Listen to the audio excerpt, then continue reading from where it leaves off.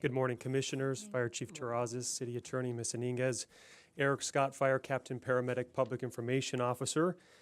This morning we are honoring Battalion Chief Craig White, who we'd like to ask to come up and join us here.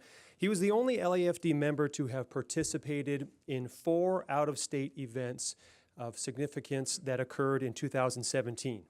He responded without hesitation and represented the LAFD in an exemplary manner by performing his duties with great professionalism and dignity following these 4 major events. So first was at the end of September, where he was deployed to Hurricane Harvey in Houston, Texas, and he served as a facilities unit leader. And this was with the Blue FEMA USAR Incident Support Team. And he provided logistical support to all federal search and rescue assets assigned to the mission. Shortly thereafter, without returning home, Chief White was reassigned to Hurricane Irma in Florida, where he worked under the Red FEMA USAR IST and fulfilled the role of the Logistics Section Chief and provided support to all local, state, and federal search and rescue assets for the entire southern half of the state of Florida. And then almost immediately upon his return home on October 1st, Chief White went to Las Vegas as an agency representative to assist LAFD members and their families who were participants and victims to the Las Vegas County Music Festival mass shooting that took place. He worked with our chaplains, the Relief Association, union leadership to ensure that the members had received the appropriate needs as well as their families. He visited several members in the hospital and many more via the phone. And all the while, he kept the department here back at home up to date with this tragic incident. And then lastly, within just a few days of his return from Vegas, he was deployed as a member of CAL FIRE Incident Management Team 1. And this was for the massively destructive Northern California fires that took place. And he was the team's Deputy Logistics Section Chief. So he provided logistics and direction during these historical, large-scale incidents in Northern California. And in addition to his service at these major events, should be noted that while he was out of the city, he stayed connected to his office. He attended to all matters that pertain to his regularly assigned position. So Chief White's personal sacrifice, his commitment to service, at each of these events was of the highest tradition of the Los Angeles Fire Department and should be recognized as such.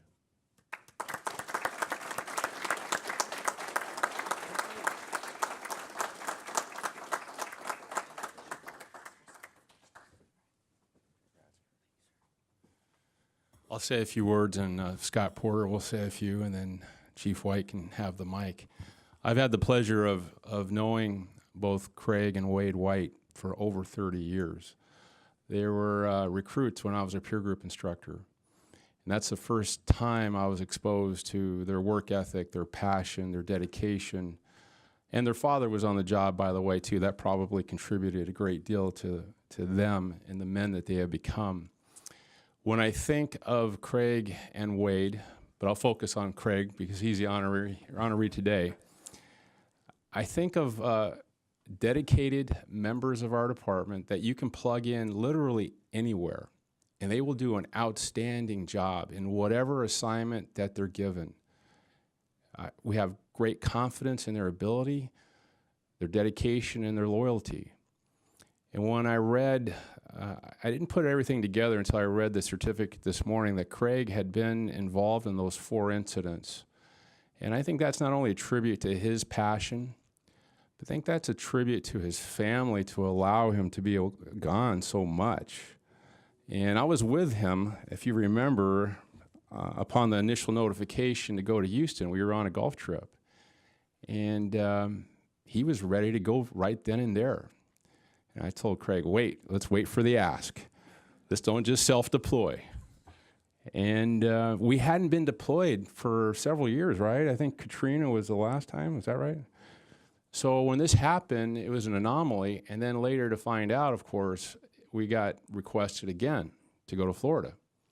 And then again, a few people went to Puerto Rico. So I want to add my congratulations and appreciation for what you've done, Craig. It's just amazing, and I encourage you to keep doing what you're doing.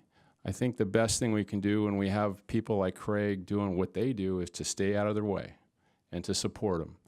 So congratulations. I'm very happy to see you being recognized, and best wishes for the future.